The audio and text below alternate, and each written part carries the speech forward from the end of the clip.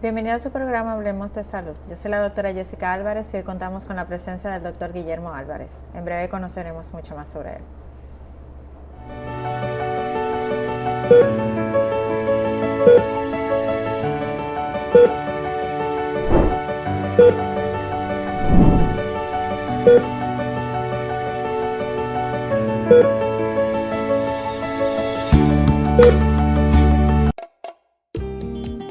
¿Y tú? ¿Por qué tienes SENASA en el exterior? Well, yo nací acá, but I got my family dominicana. And that's what I need, Plan Larimar, cuando yo vaya para allá a vacacionar con todo el mundo. Con SENASA en el exterior, cuidas tu salud y la de los tuyos. Solicita tu plan Larimar ahora con repatriación de restos desde y hasta el país de origen. Más detalles en www.arssenasa.gov.do.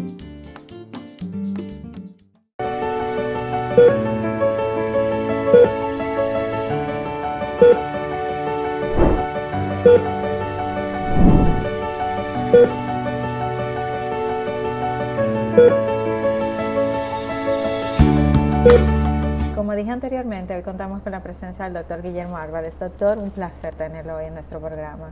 Buenas tardes, Jessica, el honor es nuestro.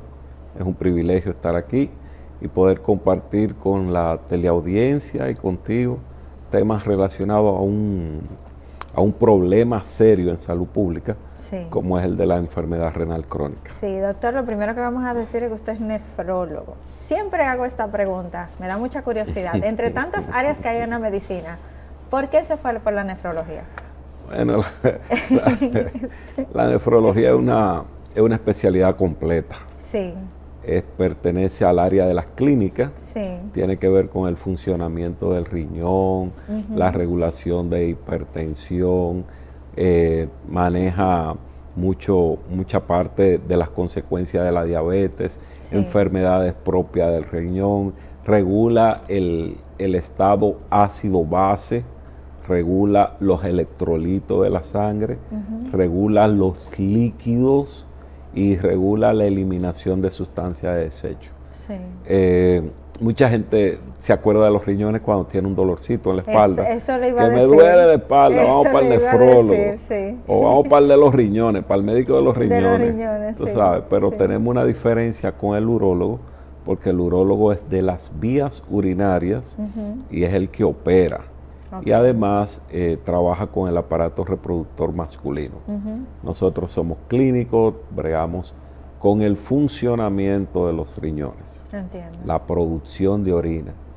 Ese arte donde Papá Dios se la lució e hizo tantas conexiones ahí, que tú cuando conoces el funcionamiento del cuerpo humano, ahí es que tú dices, gloria a Dios, todo porque tan ha perfecto. hecho todo tan perfecto, Sí, así mismo. amén. Doctor, como acaba de mencionar, vamos a hablar de las enfermedades renales crónicas.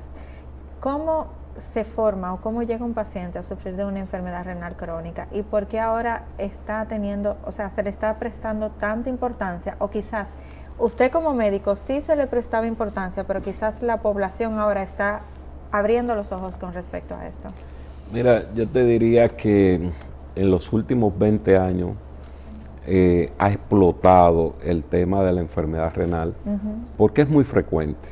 Okay. Es frecuente, imagínate, en los años 2016, 2015, por ahí, se decía que 1 de cada 10 personas tenía algún tipo de enfermedad renal.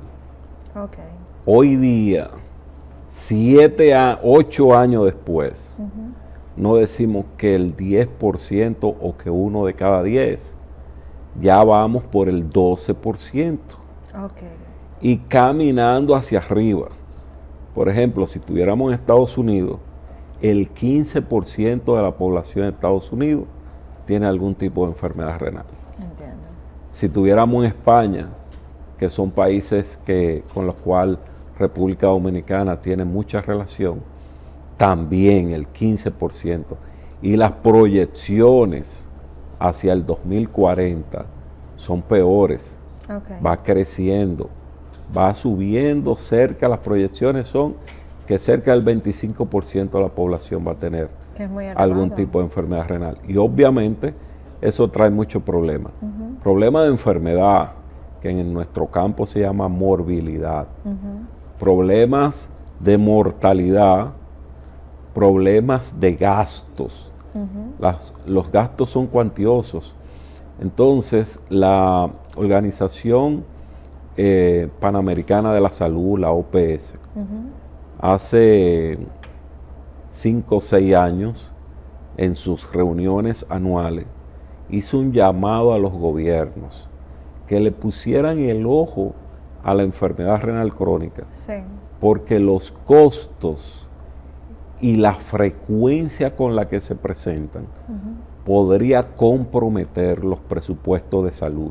Wow. Y entonces, en ese sentido, ellos hicieron un llamado a la atención a todos los ministerios de salud de las Américas, Entiendo. para que le pusieran ojo. Lo que quiere decir que no solamente es la frecuencia, no solamente es la enfermedad. Tú sabes que ese tipo de enfermedad discapacita al ser humano. Es decir, hay muchos que lo saca y lo pone en estado de pensión, de jubilación, de discapacidad, bueno, de licencia médica. Pasa a ser una persona no productiva. Entonces, esa parte se cuantifica en un Entiendo. concepto que se llama carga global de la enfermedad renal. Sí. Y en la carga global de la enfermedad renal se mide los años perdidos por la enfermedad, los días perdidos por la enfermedad. Sí. Y son importantes. Entonces, en ese sentido, la enfermedad renal va tomando un sitial. Por ejemplo, en el 2010, la enfermedad renal era la 33ª causa de mortalidad. Okay. Estaba en el lugar 33. Hoy día está en los primeros 10 lugares Wow. de causa de mortalidad. O sea que fue... Y hay países en Latinoamérica, por ejemplo, como El Salvador, Sí. como en Nicaragua, que la enfermedad renal crónica es la principal sea, causa de mortalidad. Doctor, ¿y a qué se debe que una persona, o sea, sufra de una enfermedad renal? Bueno, entonces hay causas. Ajá. La principal causa es la diabetes. Ok. Yo siempre le digo al paciente, no por ser diabetes, Ajá. es que el azúcar elevada, la azúcar descontrolada, afecta los ojos, afecta el cerebro, afecta el corazón, afecta el riñón, afecta la circulación en las piernas, afecta los órganos viriles del hombre. Entonces afecta un conjunto de órganos y sistemas, y dentro de ellos está el riñón. Entiendo. Entonces, en la medida que crece la población de diabéticos, en esa misma medida crece la afección los porcentajes de enfermedad renal crónica. Entiendo. Fíjate que los diabéticos, al igual que las personas que sufren de la presión, ellos se toman la pastilla. Sí. Pero hay un dato, no se chequean para ver si la pastilla los está controlando.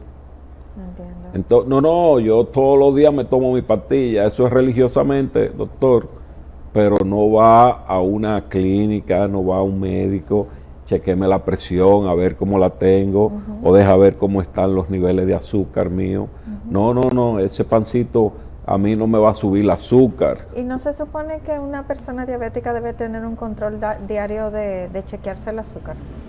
Es Debería, de rigor, es de rigor, sí. Eso es de rigor. Ok. El problema es que muchas veces como que brincamos las tablitas. Entiendo. Y con la dieta Ajá. no se cumple.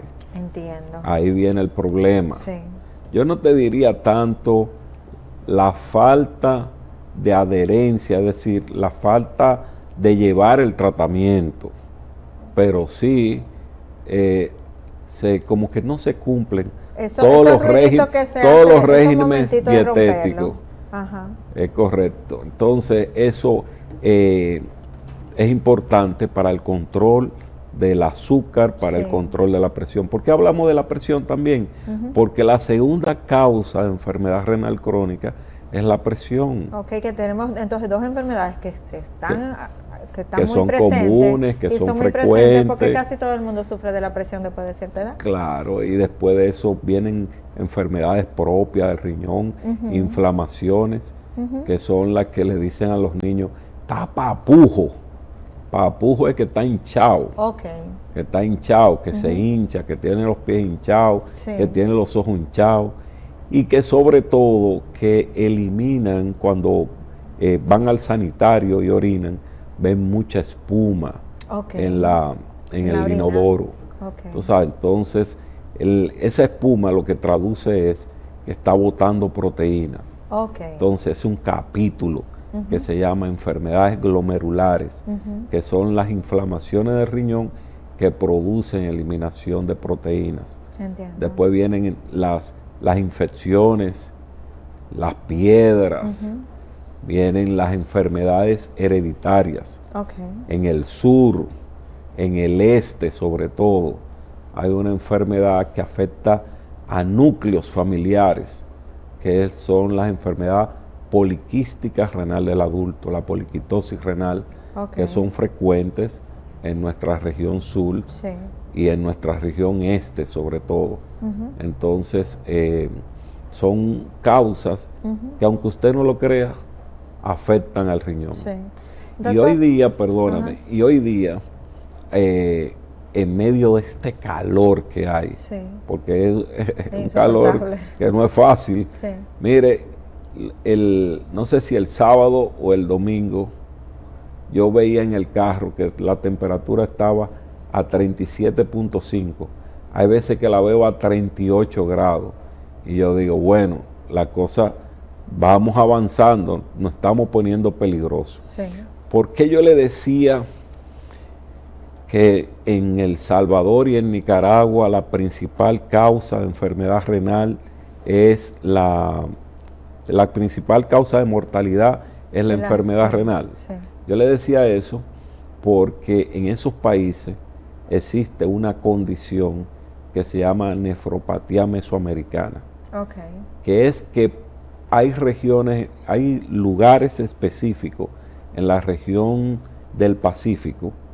Tú sabes que una franja, de un lado está el Atlántico, del otro está el Pacífico, que en esas regiones hace tanto calor que las personas sufren deshidrataciones y por las deshidrataciones entran en fallo renal agudo y son constantes, repetitivos y al final la persona cae en fallo renal crónico. Entonces, cuando yo me veo en este calor que está subiendo cada año, y que ya está poniendo a uno a sudar mucho y a buscar mucha necesidad de agua. Yo digo, si no nos hidratamos adecuadamente, tengo el miedo de que caigamos como El Salvador, como Nicaragua, como Guatemala, como Honduras, como Costa Rica, que las personas caen en fallo renal porque se deshidratan y eso es constante. Entonces, quiero aprovechar el programa para hacer un llamado a la población que se hidrate, que hace mucho calor, que tome en consideración y que trate de andar con su botellita de agua, con su termo de agua, que ande con su agua y que se la beba sobre todo. No que la entregue en la noche, o que la dejen en el carro. Miren la botellita o que aquí la dejen en el carro. Y ahí sí es peligroso porque se calienta. Exactamente. Se calienta. Sí, doctor, ¿y cómo una diabetes o la diabetes propia o la presión alta puede, o sea, ¿cuál es el cuadro para que vaya llegando a una deficiencia renal crónica? Mira, en los años 90 Ajá. Había un señor de Dinamarca que se llamaba Mogensen. Okay. Y Mogensen en esa época creó la clasificación de la enfermedad renal diabética. Okay. Es decir, de la lesión en el riñón por la diabetes. Y él decía que en el mismo momento que se le hace el diagnóstico a una persona, ya tiene alguna manifestación de enfermedad renal. Entiendo. ¿Por qué? Porque el azúcar alta produce que el riñón trabaje de más. Y ese proceso en el cual el riñón trabaja de más se llama hiperfiltración. Pero ese trabajar de más, por eso es que uno de los criterios clínicos para diagnosticar la diabetes es que tiene poliuria, que orina mucho. Sí. Entonces es porque el azúcar alta está produciendo que el riñón trabaje más, que produzca mucha orina. Entiendo. Y ahí se crea un mecanismo que se llama aumento de la presión dentro del riñón. Y ese aumento de la presión dentro del riñón hace que se elimine proteínas. Y ahí empieza el problema. No se elimina en grandes cantidades, se va eliminando poco a poco, pocas cantidades, y eso va subiendo en la medida que las personas no llevan buen control de su azúcar. Entiendo. Entonces, eso con el tiempo, 5, 7, 10, 15 años de tener ese riñón sufriendo, eliminando proteínas, trabajando de más, Comienza entonces él se cansa y Entiendo. termina en enfermedad renal crónica. Yo, para que los pacientes me entiendan, a veces le digo, mira, cuando tú tienes proteína en la orina, lo que está pasando es que el riñón está llorando. Entiendo. Es como un niño. Sí.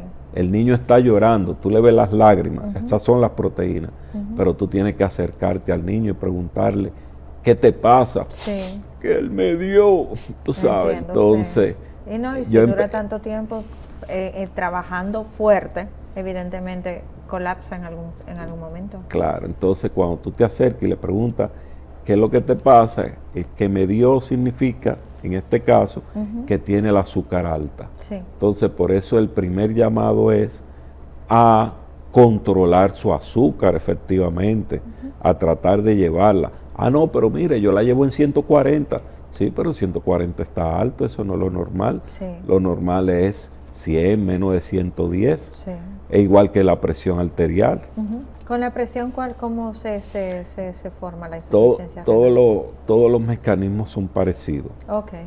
El mecanismo es que la presión alta entra al riñón, produce un aumento trabajo igual. de la presión dentro del riñón, y entonces viene y se manifiesta igual. Entiendo. Con microalbúmina, eliminación de albúmina en pequeña cantidad, que es lo que es la micro, y no es que quiera hacer campaña porque no soy de eso, pero yo le digo, la microalbúmina es como la microeconomía. Tú sabes, como hubo una época que era la macroeconomía y la microeconomía. Sí. La microalbúmina es como la microeconomía, pequeña. Y entonces ya cuando es grande es la macroalbúmina. Entiendo. Entonces, las dos enfermedades producen eso. Empiezan a afectar el riñón y el riñón empieza a llorar. Y con el tiempo esas enfermedades terminan produciendo enfermedad renal. Por eso es que control de su enfermedad. Sí. Ese es el primer llamado. Entiendo. Doctor, ¿y cuáles son los síntomas que pudieran ser una alerta para los pacientes de que están teniendo una insuficiencia renal crónica? Porque me imagino que se enfocan en la diabetes y en la presión. Y quizás tienen sintomatologías parecidas y no le dan tanta importancia porque creen que pertenecen a una enfermedad o a la otra y se olvidan del riñón. Ya, y mira qué interesante, y es importante tu pregunta, porque los síntomas iniciales son síntomas vagos, Ok. y lo más importante es que no produce dolor. No hay No dolor. duele, No hay, o sea, esto nada. es silente, esto no duele. Ok. Y como no duele, las personas o el paciente no va al médico, porque no me está doliendo el riñón, Tiene yo no que tengo doler por qué para que ir, le duela, no exactamente, duele. exacto. Entonces, ¿cuáles son los, y por qué son síntomas vagos? Porque aumenta la producción de orina durante la noche. Ajá. Las personas se tienen que levantar varias veces a orinar de noche. Sí. Los varones dicen, eso es que estoy sufriendo de la próstata. Del día. Tú O sea, que sabes. como quiera se confunden. Es hay correcto. muchas formas de confundirse. Es correcto. Sí. O se le hinchan los pies. Y no pudiera confundirse tal vez con alguna infección de orina, que también a veces las infecciones de orina provocan que uno vaya mucho al baño. Sí, pero ya ahí hay molestias. Ok. Cuando hay infección de orina hay molestia, o le pica, Ajá. o le arde, Sí. o se queda con el deseo de seguir orinando, o le duele cuando orina. Sí. Entonces ya hay dolor, hay molestias. Entiendo. Cuando hay infección. Pero aquí no hay molestia. Ok. Aquí no se siente nada. Sí. Aquí las personas tienen lo que le llaman nicturia, ¿verdad? Van más frecuente de noche a orinar, la orina sale con espuma. Aparte de que la orina sale con espuma, ¿la orina pudiera salir también con características de olor o solamente es la espuma? La espuma. Solamente. La espuma. Ok. Porque cuando toma la orina toma color, es cuando las personas están deshidratadas, que orinan concentrado. Entiendo. En vez de ser un amarillito claro, Sí. un amarillo fuerte. Entiendo. Tú sabes. O sea que el cuerpo habla, necesitas agua. Necesita- El cuerpo te lo dice y nosotros no lo escuchamos. Tiene un sensor, empieza a pitar, es Sí. como una alarma, yo necesito agua, necesito agua. Sí. Además que se siente, la gente lo siente en la boca, se les resecan las mucosas, Sí, claro. dice, tengo sed. Sí, Eso es importante. entiendo. Bueno. Doctor, ¿qué debe hacer un paciente cuando tenga la ligera sospecha, suponiendo que muchos televidentes ahora están viendo que tener espumita en la orina le puede estar provocando un problema en los riñones?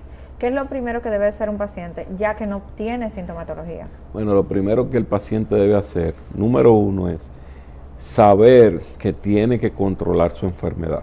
Sí, Que si le dicen, usted es diabético, usted sabe que tiene que controlar su diabetes. sí, Si usted es hipertenso, usted tiene que controlar su presión. Y pedirles a los médicos que trabajan la azúcar o a su médico que trabaje la presión, pedirle, yo quiero que me evalúen mis riñones. sí. Que esto es algo sencillo. Esto es con simplemente hacer un examen de orina y una prueba de sangre que se llama creatinina. Ok, Con eso simple, usted determina si usted está siendo afectado de los riñones.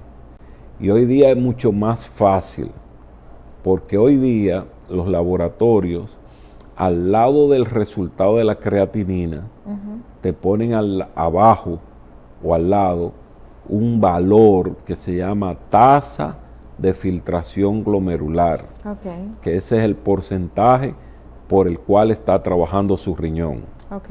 El riñón es un colador. La sangre llega a filtrarse.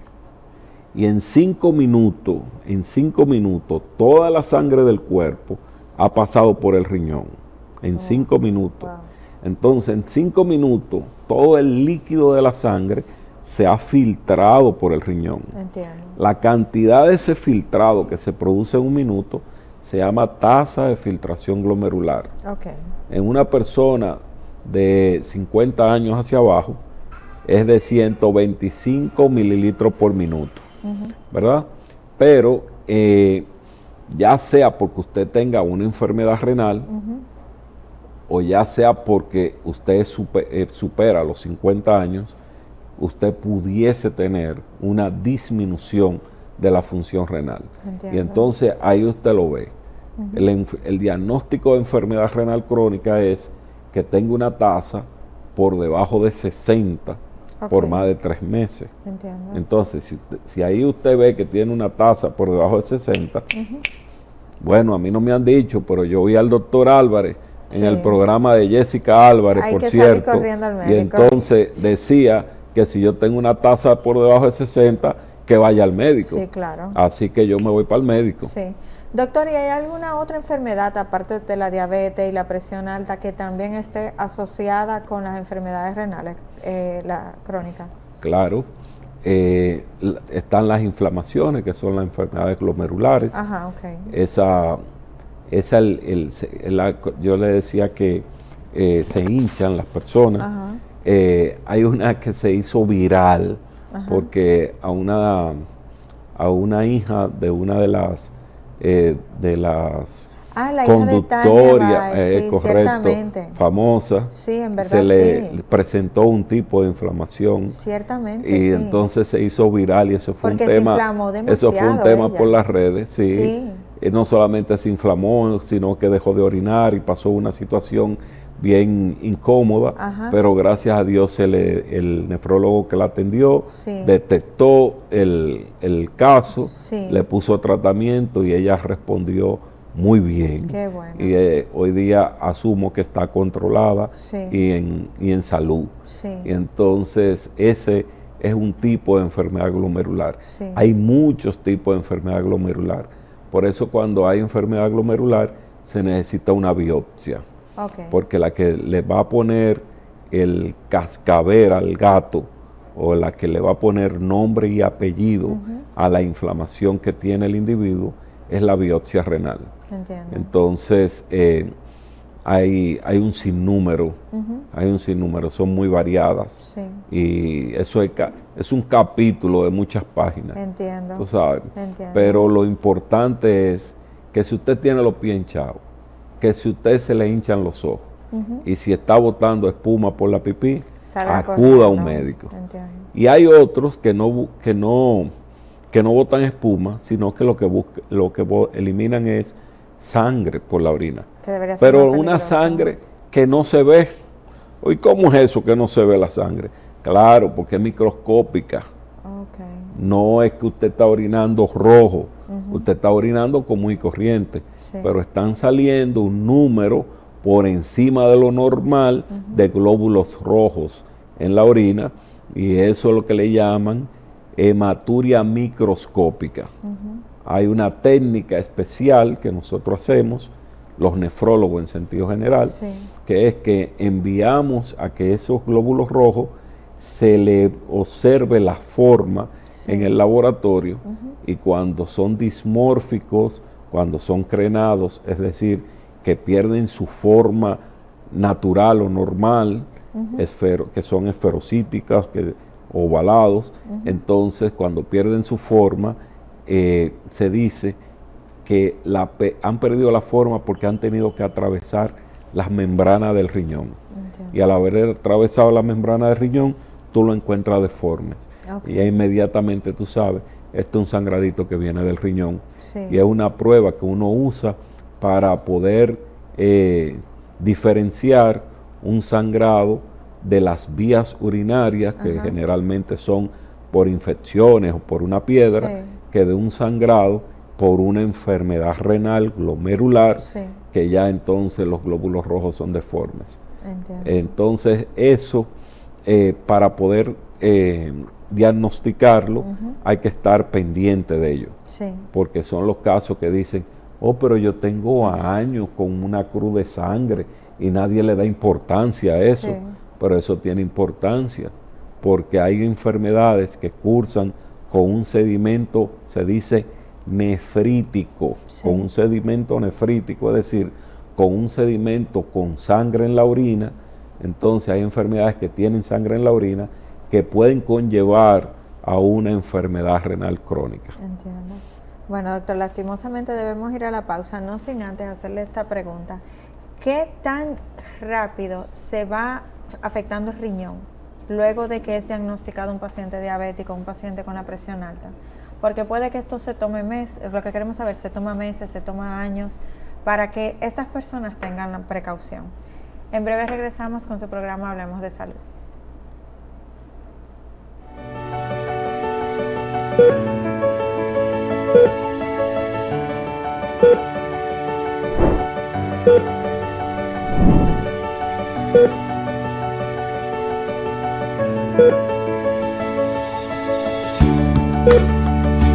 Inicia el cambio en la seguridad vial en República Dominicana. Desde el Intrant estamos implementando el proyecto Intersecciones Seguras. Las provincias a intervenir son el Gran Santo Domingo, La Romana, San Pedro de Macorís, Higüey, Nagua, San Francisco de Macorís, La Vega, Bonao y Santiago. Intersecciones Seguras, proyecto de seguridad vial que preserva vidas.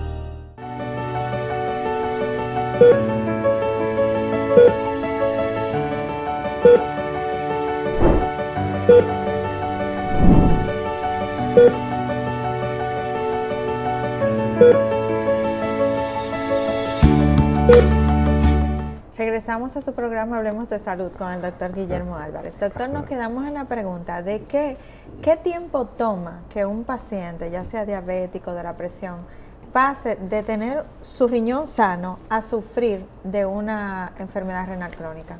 Bueno, mira, eso toma tiempo. Ok. Toma tiempo porque a veces tarda hasta 15 años en presentarse la enfermedad. Hay personas que tienen una progresión rápida y no dura tanto ese tiempo incubándose la enfermedad y desarrollándose. Hoy día, gracias a la tecnología, tenemos disponible en República Dominicana una prueba de laboratorio que nos permite establecer si usted tiene riesgo para desarrollar la enfermedad renal diabética. Y eso se hace a través de unos biomarcadores que tiene esa prueba. Entonces esa prueba se llama Innovation. La tienen los laboratorios clínicos y solamente los médicos, los endocrinólogos, los cardiólogos, medicina interna, o sea, todo el que trabaja en el campo de la salud puede ordenarla. Entonces usted ahí saber el riesgo de sufrir la enfermedad, y si ya tiene la enfermedad se puede calcular ahí la progresión, si usted es de progresión rápida o no. Entonces tenemos a mano esa herramienta. Y yo creo también que con el examen de orina y con la creatinina uno puede establecer si usted tiene la enfermedad. Entonces ahí entra la intervención del médico. Una vez se diagnostica, ¿qué intervención usted va a dar? Número 1, dieta. Número 2, y bueno, antes de la dieta, el control de la enfermedad de base. Entiendo. Control de la enfermedad de base, dieta y uso de medicamentos que favorezcan para enlentecer la progresión de la enfermedad renal. Entonces, el control de la enfermedad, si usted es diabético, controlarle la diabetes por el libro. Hoy día existen hasta sensores que evitan que usted tenga que estarse puyando los dedos, que eso es muy importante, que usted sepa Ah, bueno, pero yo controlo el azúcar. Fíjese, ando con ella de 110 y la ando con ella siempre controlada. Pero ¿qué pasa? Que después que usted come, entonces ya los valores de azúcar cambian. Sí. Entonces, como usted es buen diente, como se dice, ¿verdad? Usted es buen diente, los niveles de azúcar le suben después de las comidas. Sí. Y eso le está afectando. Y con el tiempo, obviamente, le va a afectar el riñón. Entonces, por eso se necesita controlar la enfermedad y medir su azúcar antes y después de comida. Sí. El tema de la presión, bueno, usted necesita mantener su presión controlada. Se establece anteriormente, yo recuerdo en los años 80, pues usted sí es viejo, doctor. No, es que en esa época yo era estudiante, que conste en acta. Que conste en acta. Perdón, yo acabo de decir que nací en el 80. Ay, mi madre. Pero son cosas que pasan, estamos en vivo. Estamos en vivo, exacto. Bueno, en los años 80, el control de la presión era 140/90. Pero hoy día el control de la presión no es 140/90.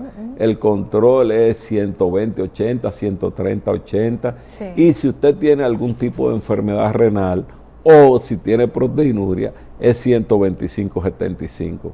Entonces, tratar de mantenerla en esos valores a como dé lugar, Sí.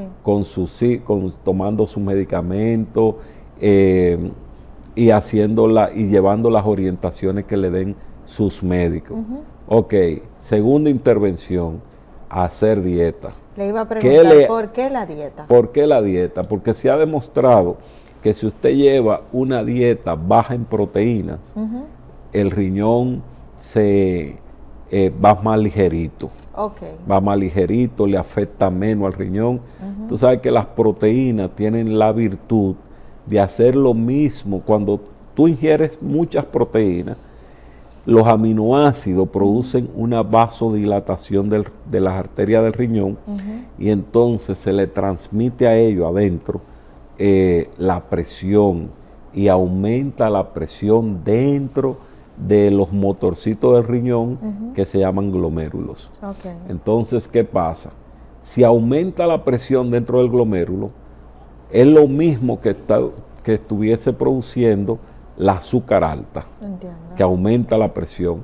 Y es lo mismo que estuviese produciendo la presión alta, que es aumento de la presión. Sí. Entonces, el aumento de la ingesta de proteína produce también daños en el riñón.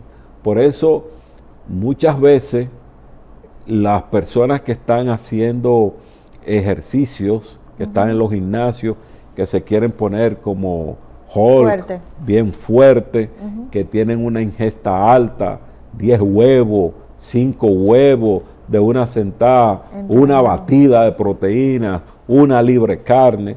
Entonces esa ingesta elevada afecta el riñón, se manifiesta con eliminación de proteínas y con elevación de la creatinina. Entiendo. Y hay que volver para atrás.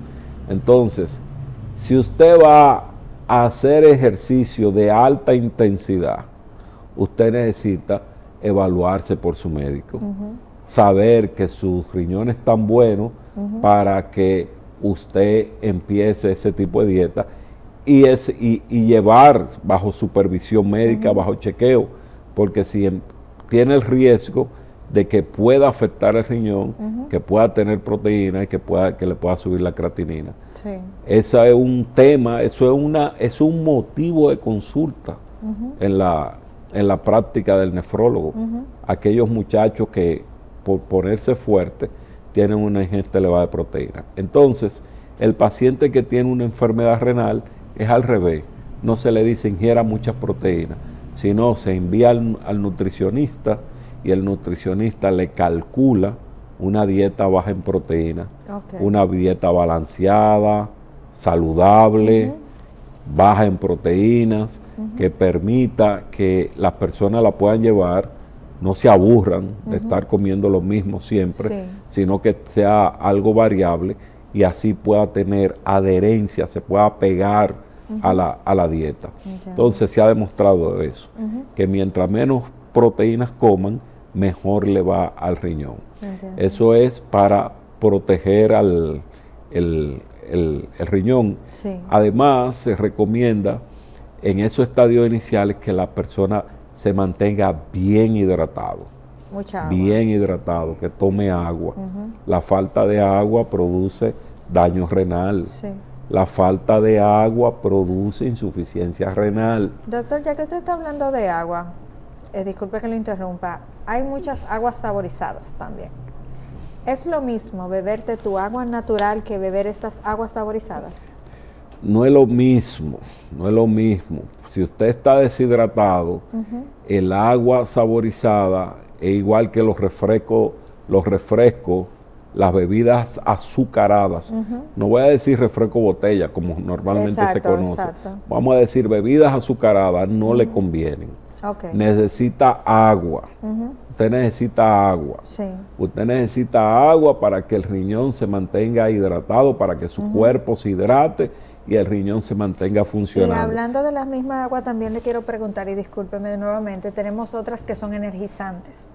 ¿Es lo mismo? Se lo pregunto porque generalmente, en mi caso, tengo un muchachito que practica fútbol y él va derechito para el energizante cuando tiene el agua. Es que el energizante tiene sabor. Ese es el problema. Por eso los niños la prefieren. Entonces porque, entiendo tiene sabor. que no debe ser lo mismo, pero nada como que un médico lo diga. No, no es igual. Además, el agua energizante tiene una cantidad de electrolitos, a cantidades para reponer en la medida que las personas han hecho ejercicio. Y si usted no ha hecho esos ejercicios y se va con el agua energizante, es malo. Okay. Tú sabes, entonces Sí. tienen que reponer agua. Y el agua en este momento histórico, o en este momento que estamos viviendo en la República Dominicana, es importante que sepamos que hay que mantenerse hidratado, sobre todo las personas de edad avanzada, porque las personas de edad avanzada, como que los sistemas de alarma, como que ya están fallando. Sí. Y entonces se le como olvida que, todo. como que no le da mucha sed. Entonces no se preocupan por estarse hidratando. Y otro concepto que yo quiero decir, no son 8 vasos de agua.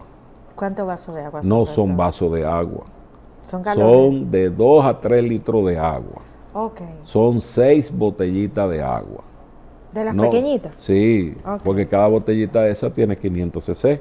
Ok. Entonces son 6 botellitas de agua, 3 Ok. litros de agua. Sí. No son 8 vasos. Yo me bebo 8 vasos de agua, sí, pero hay vasitos de Vasito de los 6 chiquititos. onzas, Exacto. que lo que toman son 110 cc. Ok. 8 vasitos de esos son 800 cc. Entonces no llegas, no llega a hidratarte. Sí. Entonces es importante eso, mantener una buena hidratación. Sí. Otro consejo importante es no abusar de los analgésicos. Ok. Los analgésicos, los que quitan el dolor.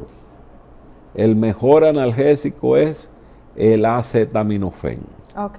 Es el más Ese noble. es el mejor analgésico, porque no produce daño. Sí. Los otros analgésicos, si usted abusa de ellos, entonces esos analgésicos pueden afectarle su riñón. Los analgésicos tienen 2 efectos colaterales o indeseables.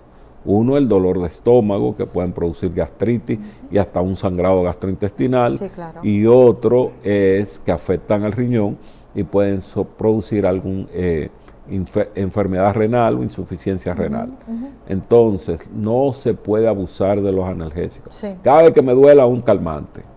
¿Tú entiendes? No quiero mencionar nombres, pero son moléculas, Sí. ibuprofen, diclofenac, Sí, sí. todas, ketorolaco, Ajá. todas Doctor, así, son ya que usted AINES. está hablando de los medicamentos, ¿solamente los analgésicos pudieran causar problemas u otros medicamentos? Porque a veces tenemos una población que en general se automedica. Y luego de que la automedicación no funciona, es que entonces va al médico. ¿Esta automedicación afecta directamente al riñón siempre y puede causar este tipo de problemas? La automedicación no es aconsejable. Ajá. Ahora, la ingesta aumentada Ajá. de medicamentos que son potencialmente nefrotóxicos Ajá. puede afectar. Entiendo. Por ejemplo, hay personas que toman alcohol. Ujú. Entonces el alcohol lo deshidrata, pero no solamente lo deshidrata, le hace que le duela la cabeza. Y para que quitarse la resaca, se toman un calmante. Sí, ciertamente. Y ese calmante puede ser un AINES. Ajá. Y ese AINES afecta el riñón. Ajá. Entonces ya va sumando factores. Ya le La estamos deshidratación atacando por del alcohol, deshidratación, la ¿cierto? deshidratación del alcohol, número 2, se sabe que si usted se pasa de 2 copas de alcohol, eso contribuye a que su presión pueda subir. Sí.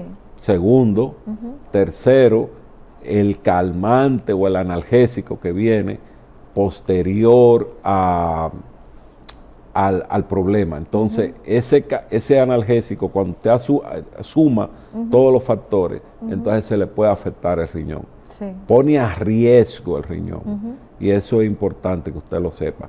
Los AINES son delicados, no abuse de los AINES. Y si usted tiene un tipo de enfermedad renal, si ya a usted le dijeron que usted tiene un riñón delicado, un riñón que está sufriendo, un riñón enfermo o un riñón que está afectado por alguna de las enfermedades que se han mencionado, absténgase de tomar AINES. AINES son ibuprofeno, ketorolaco, todo eso que quitan el dolor y desinflaman. Entiendo. Doctor, ¿y cuál es el tratamiento de una persona que sufre ya de una enfermedad renal crónica? Bueno, ya el paciente cuando está en estadio, o sea, la enfermedad renal se clasifica en 5 estadios. Ok. Entonces, los estadios iniciales son para manejo clínico, lo que le llamamos manejo conservador. Okay. Pero cuando las cosas evolucionan a estadio último, a un estadio 5, que ya la función renal ha bajado bastante, que empiezan a verse disturbios, que el organismo no puede mantener el equilibrio, entonces se plantea que los tratamientos pueden ser tratamientos dialíticos. Okay. Hay diálisis por la panza, que se llama diálisis peritoneal, y diálisis por la sangre, que se llama hemodiálisis. Sí. Entonces, la hemodiálisis contribuye a que el organismo mantenga la homeostasia, porque la hemodiálisis permite sacar líquido y permite sacar tóxico. Okay. Y en base a eso podemos conseguir que las personas se mantengan estables Sí. con el tratamiento. Sí. Y el tratamiento de elección para la enfermedad, para el que tiene insuficiencia renal, es el trasplante de riñón. O sea que es extremo la situación. El trasplante de riñón lo hay de vivo y lo hay de cadavérico. Okay. Hoy día se están haciendo trasplantes cadavéricos aquí en el país, Sí. se hacen de forma exitosa.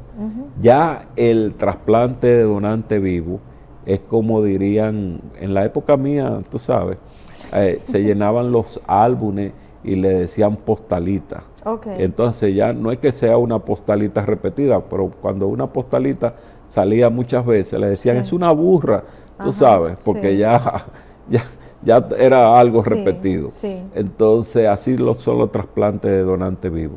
Eso se hace de forma exitosa en muchos centros de este país. Sí, pero la disponibilidad de un trasplante, o en qué condiciones tiene que estar un paciente para recibir el trasplante. Bueno, necesita, porque ahí sí lo estudian a las personas Ajá. con el refrán ese que se conocía antes, que se decía, desde la varilla inicial hasta la pintura final. Entiendo. O sea, hay que estudiar a la persona de la punta de los pies hasta la Ajá, cabeza. Sí. Tú sabes, necesita muchas evaluaciones, Sí. muchos exámenes, y cuando se está seguro de que la salud del que va a donar está bien y que quitarle un órgano no va a significar un problema de salud, Sí. entonces se procede al trasplante. Entiendo. Pero lo que quiero decirle a la población es que el trasplante renal es una realidad en nuestro país, Sí. que nosotros en este país existen todas las condiciones y todas las herramientas para hacer un trasplante renal exitoso, y se hace tanto de cadáver como de vivo. Y en la lista de espera, doctor, de estos pacientes para trasplante, ¿cómo está en nuestro país? Porque a veces nosotros vemos como en la noticia, soy el número 125. Bueno, la lista de por el espera estado es crítico. un tema porque, primero, no en todos los centros hay trasplante cadavérico. Ok. No en todos los centros hay trasplante cadavérico. Una cosa sí hay que reconocer a la República Dominicana, que la República Dominicana tiene disponibilidad para tratamiento sustitutivo. Okay. Si usted necesita un tratamiento sustitutivo, usted tiene acceso a él.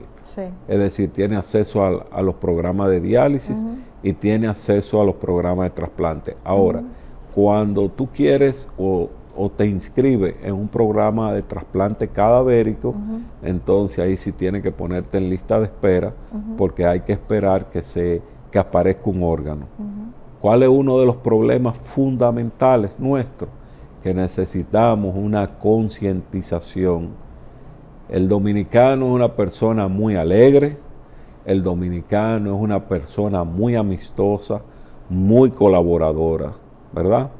Pero todavía en el campo del concepto de la muerte, del manejo del dolor, el dominicano necesita mayor educación, mayor campaña de concientización para que donen los órganos.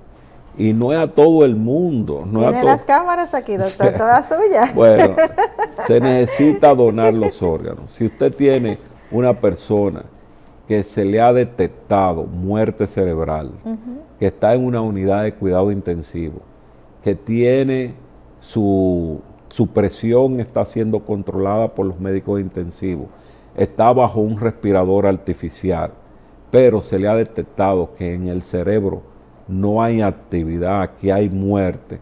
Eso se diagnostica a través de unas herramientas que se llaman Doppler cerebral. Entonces, después de hacerle esas pruebas, te dicen no hay actividad cerebral.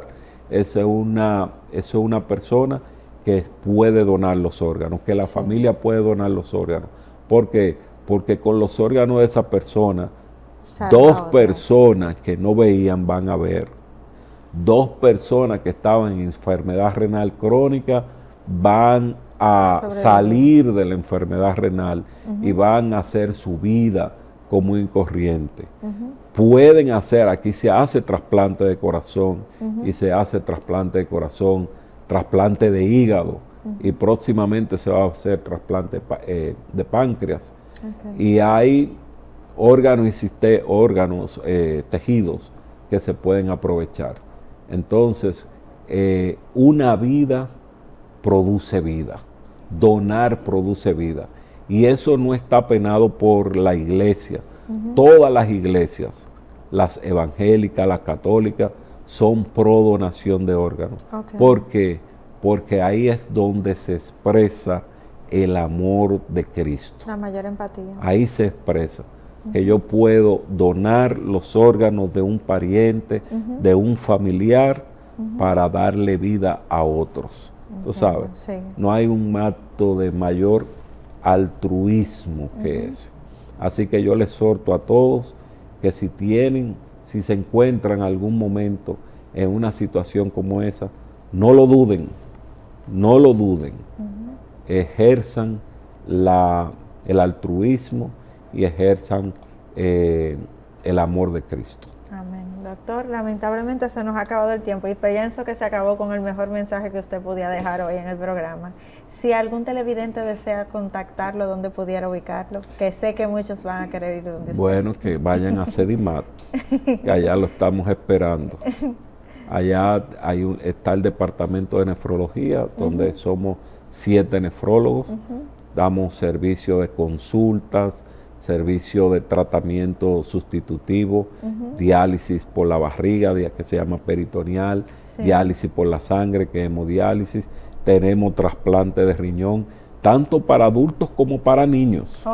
Tenemos trasplante, entonces es un servicio completo y se los recomiendo, porque Sedimat se caracteriza por innovación y por mantenerse siempre a la vanguardia en el tratamiento de todas las enfermedades. Bueno, doctor, de verdad que muchísimas gracias por haber venido al programa. En verdad, se ha aprendido mucho hoy. De todo he aprendido hoy. Y yo encantado, sígueme invitando. No, claro, créame que no va a ser la única vez que va a venir. Es que somos primos. Ella es Jessica Álvarez y yo soy Guillermo Álvarez. Primo va a volver, no se preocupe. Esto ha sido todo por hoy en su programa Hablemos de Salud y se despide hasta un próximo encuentro la doctora Jessica Álvarez.